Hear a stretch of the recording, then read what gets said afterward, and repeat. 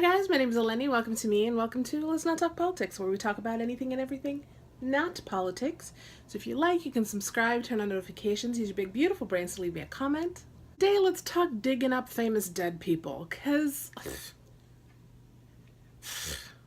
you know, a woman by the name of Pilar Abel has said that she has been told her whole life that Salvador Dali is her father, that she was conceived in 1955 after a brief liaison her mother had with the painter. Some people are like, no, that's impossible, he was gay. Other people say he did have affairs with both men and women. Some people say he really didn't have sex at all. All is possible. All of that is possible.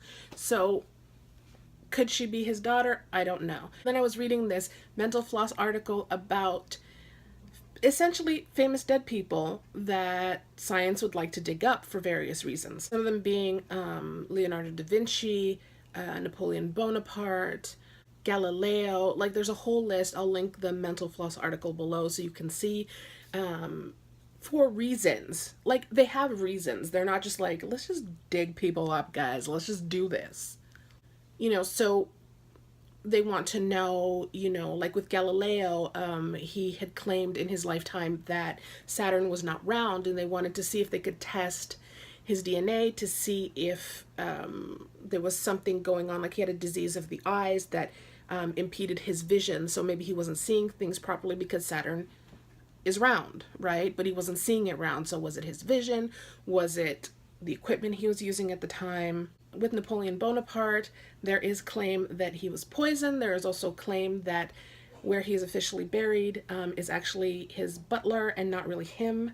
So reasons, and I'm not saying they're good reasons or bad reasons or whatever, but I'm just wondering what you guys think about this, because I used to be obsessed with Egypt when I was a teenager, and I still absolutely love it. And one of my favorite things to do when I went to the Royal Ontario Museum was to go to the Egypt exhibit, and we have, sarcophagi, and there is one that is, at least one, I don't know if there's another one that's been added, but it's open so you can see the mummy inside.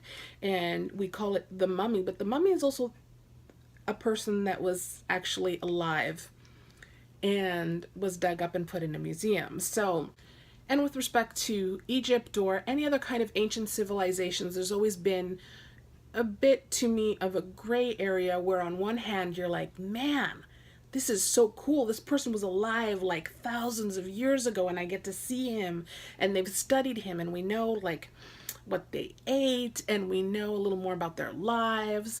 And I think it's very important to learn all of that. But then there's the other part where it's this a person. You dug up a grave.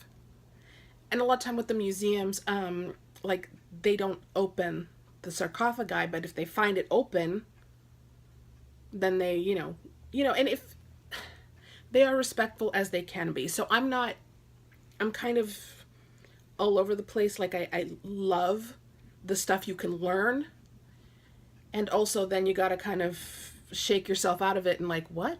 So in the case of Salvador Dali, people are like, well, why are they exhuming him and everything? Well, I'm going to assume that the courts aren't taking this lightly and weren't like, yeah, dig the guy up, Like, I think that more than likely what happened was Pilar made a case for it.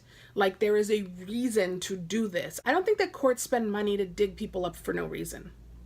Maybe I'm naive, but that's what I think.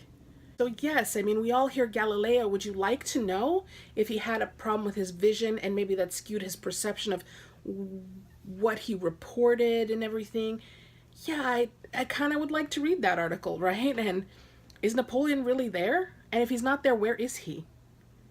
And if he's there, was he poisoned? Who poisoned him? What happened? Now, he, of course, had enemies, but I'm just like spitballing here.